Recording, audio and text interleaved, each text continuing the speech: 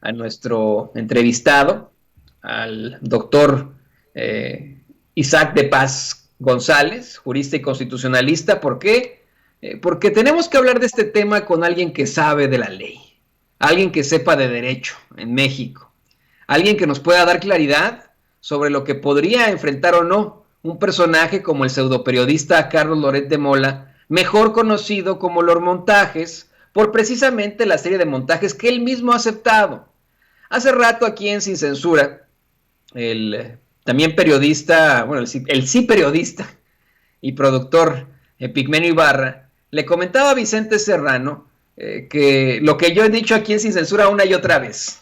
Vamos, me dio la razón Epigmenio, no lo estoy diciendo así como para presumirle ni nada, sino que es algo que en lo que también tenemos que tener claridad, que por ejemplo, si viéramos alguno de estos montajes en los que ha participado Loret de Mola en cualquier parte del mundo, yo siempre me refiero aquí a Estados Unidos, pero en cualquier parte del mundo, la carrera del periodista en cuestión se habría acabado de inmediato y en algunos casos hasta hubiera enfrentado situaciones legales. Aquí en Estados Unidos también se han dado los montajes, no crea. Han ocurrido una serie de situaciones en las que los periodistas se han inventado notas, han montado informaciones, han tergiversado, conducido investigaciones para su beneficio, y cuando los cachan en la movida, mínimo, señoras y señores, mínimo, se les acaba su carrera y no los volvemos a ver en los medios de comunicación, pase lo que pase. Son rechazados por todos ellos. Acaba su carrera, no los vuelven a contratar.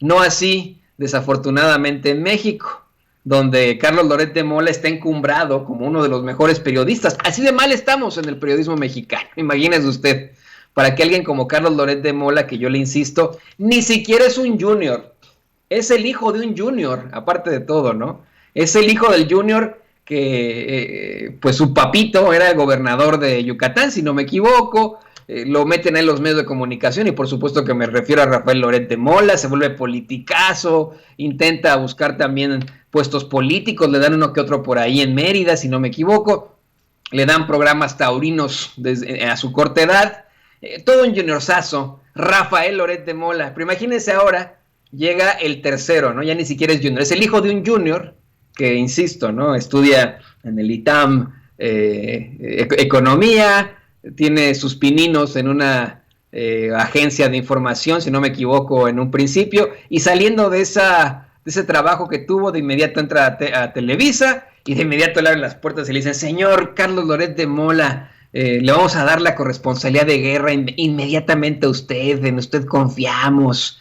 no, o sea, situaciones muy, muy lamentables, que han venido ocurriendo en México y desafortunadamente, ¿no? Esos son nuestros principales representantes del periodismo en México. Y podría quedarse solamente en las palabras. Podríamos quedarnos nada más y nada menos que en simple y sencillamente usted que nos ve, que nos escucha, decir, bueno, pues yo no le vuelvo a poner al canal o medio que ponga a Carlos Loret de Mola y se acabó. Y para mí ya su carrera está acabada. Pero señoras y señores, podría también tener algún tipo de repercusión legal. Carlos Loret de Mola sí le destruyó la vida a Israel Vallarta, es parte de le destruir la vida a una persona. Si usted no lo sabe, no ha tenido usted la tragedia humana de enfrentarse a esto, de la tragedia familiar, pues es algo sumamente terrible que alguien caiga en prisión, algún miembro de la familia o uno mismo.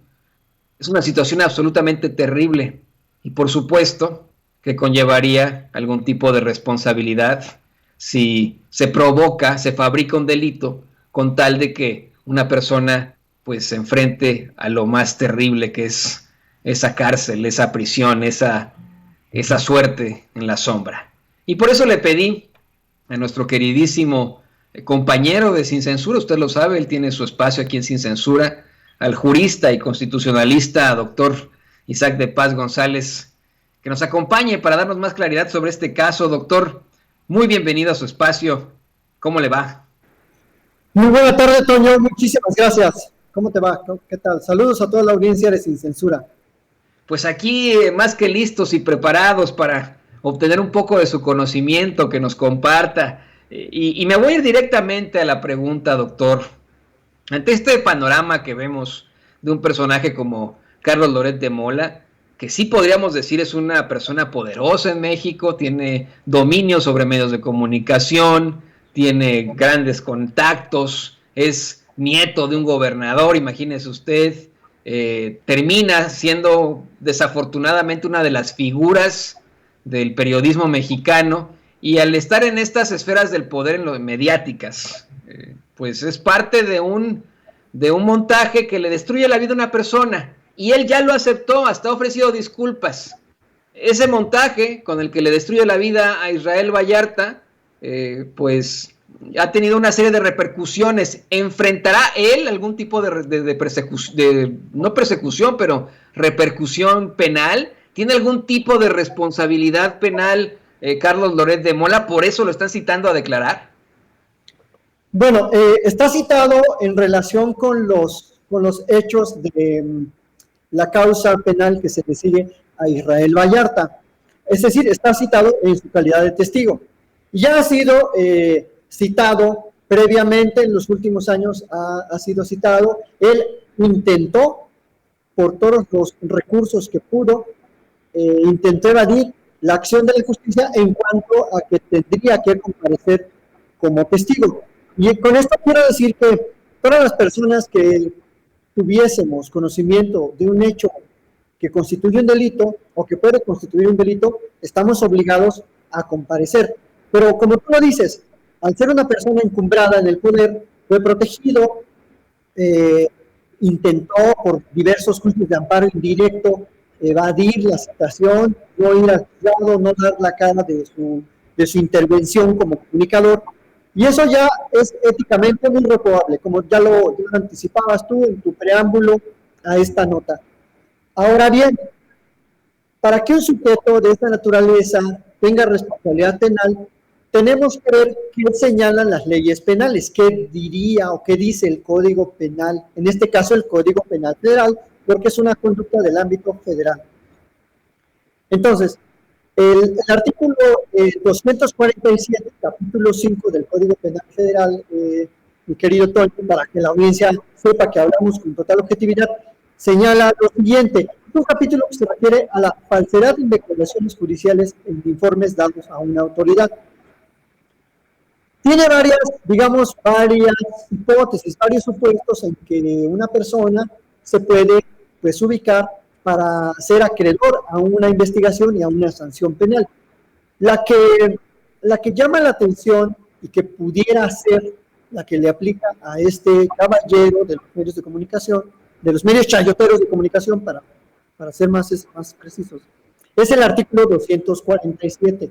Dice: se impondrán de 5 a 12 años de prisión y 300 a 500 días multa al que, examinado por la autoridad judicial como testigo o perito, faltare a la verdad sobre el hecho que se trata de averiguar, como aspectos, cantidades, calidades u otras circunstancias que sean relevantes para establecer el sentido de una opinión o dictamen, ya sea afirmando o negando u ocultando maliciosamente la existencia de algún dato que pueda servir de prueba de la verdad o falsedad del hecho principal, o que aumente o disminuya su gravedad, o que sirva para establecer la naturaleza o particularidades del orden técnico-científico que imponen para que la autoridad pronuncie su resolución sobre materia cuestionada en el asunto donde el testimonio o la opinión pericial se viertan. Cierro ya las comillas, ahí termina este artículo 247 bis del Código Penal Federal. ¿Cuál es lo que es de dominio público? Porque él lo ha dicho, él se ha disculpado, él ha dicho que no sabía que era un montaje, que no se dio cuenta. ¿Y cuál es aquí la posible, conducta de este sujeto? Bueno, pues ya está siendo examinado y ya fue examinado varias veces en ese proceso penal. Ahora, en la audiencia del día de hoy fue un careo con personas que en aquel entonces fungían dentro de la empresa con algún papel relevante en este famosísimo noticiero Primero Noticias. Es decir, una parte de ese equipo, en aquel momento, ese 8 y ese 9 de diciembre, eran sabedores de lo que estaba pasando la Policía Federal y las investigaciones que estaban llevando a cabo. Entonces, creo que sí hay elementos para decir que faltó la verdad sobre un hecho, porque afirmó, negó o ocultó la existencia de algún dato, es decir, que se trataba de un montaje, y que ese ocultamiento, esa negativa, pues sirvió para establecer el sentido de un hecho. En este caso de un hecho imputado a varias personas. Entonces, hasta ahorita tenemos apenas los elementos de la conducta que se están construyendo con la propia declaración que él ha dado a las autoridades judiciales, o con el cúmulo de declaraciones que ha dado, porque no es una sino varias, con las declaraciones de otros testigos, y con de la propia Laura Barranco y de las otras personas que están ahí, y con el propio señalamiento de Israel Vallarta, más los señalamientos que hagan o que respondan los ejecutivos de Televisa. Entonces, desde mi punto de vista, sí se puede, sí hay elementos de la conducta para que se configure este delito que se llama falsedad en declaraciones judiciales y en informes dados a una autoridad. Creo que claramente sí se ubica él en esa hipótesis. Claro, va a depender también de una denuncia que tendría que hacer Israel Vallarta o su familia, de que eso, de todo este, digamos, este material investigativo, que ya es una documental pública, es un proceso penal, ahora se aporte como acusación ante la Fiscalía General de la República. Y, pues, en este caso tendría responsabilidad penal Carlos Loret de Mola. Sin perjuicio de otros señalamientos, de otras, digamos, responsabilidades civiles por el daño moral, el daño psicológico que le ha causado a los Vallarta, pues, digamos, particularmente a Israel. Pero eso es otra vía, esa es la vía de la vía civil, que una persona tiene derecho a reclamarle a otra por el daño moral, el daño psicológico, por su reputación, por su honor, por la honra, por todo ese descrédito que sufrió debido al montaje en el que, pues, estuvo participando. No podemos decir si lo planeó él, pero él estuvo participando activamente en ese montaje. Así es lo que te podría decir a grandes rasgos, Toño. Doctor, pero bueno, estamos hablando en primer caso de este delito que se tipifica como falsedad de declaraciones, está en el artículo 247 del Código Penal Federal, y es, vamos, en caso de un interrogatorio, o sea, es una declaración, incluso, bueno, estamos hablando de 4 a 8 años de prisión y de 100 a 300 días de multa, lo que usted, pues, bueno, le vamos a decir al público consentidor de Sin Censura, se queda como un delito menor, ya que la media pues no alcanza ni los 5 años, por lo cual podría llevar, por ejemplo, su proceso en libertad, y aparte, en caso de perder ese proceso, en caso de no, bueno, vamos, de tener, de que sea negativo en contra de él, pues podría pagar una multa y se acabó. Pero no se podría también pensar en la fabricación del delito como algún otro algún otro tipo de situaciones a perseguir en esta responsabilidad penal. No hay alguna alguna ley dentro del Código Penal que considere la fabricación de un delito en perjuicio de una persona. Fíjate que depende, Toño, del elemento subjetivo y de lo que vaya sucediendo en los próximos días, porque efectivamente puede ser que él pudiera tener una responsabilidad por participar o ser coautor de una fabricación de un delito. Pero también hay que recordar, Toño, que los hechos ocurrieron en el 2005, y en aquel momento la responsabilidad penal de los particulares cuando intervenían en este tipo de actos era muy endeble. Por ejemplo, actualmente ya se considera a los particulares como partícipes en actos o hechos de tortura. Incluso ya se considera ahora a las empresas como penalmente responsables de su intervención en este tipo de asuntos. Pero hace 16 años no. Por eso, y como nadie puede ser juzgado por una ley posterior en materia penal, pues digamos que por ese lado sería difícil acreditar que él, digamos, participó activamente en la fabricación de un delito, con lo que se tiene hasta ahorita, claro, con los datos que hasta ahora tenemos. Puede ser que en el transcurso de la semana o de los meses surjan acusaciones. También falta escuchar lo que va a decir Cárdenas Palomino al respecto, falta escuchar o conocer lo que la familia Vallarta quiera denunciar en contra de Loret de Mola por la vía tanto civil como penal. Y digamos que este asunto todavía va empezando, apenas estamos en una etapa muy temprana en el que un actor, digamos, de los medios de comunicación rinde cuentas. Por eso el panorama pudiera ser no muy claro, pero desde luego que pueden surgir otras hipótesis. Incluso puede surgir la hipótesis si él estuvo al tanto de la tortura, o si acordaron, se pusieron de acuerdo en que iban a golpear a Israel Vallarta. Y eso puede dar pie a un delito mucho más grave, como la tortura.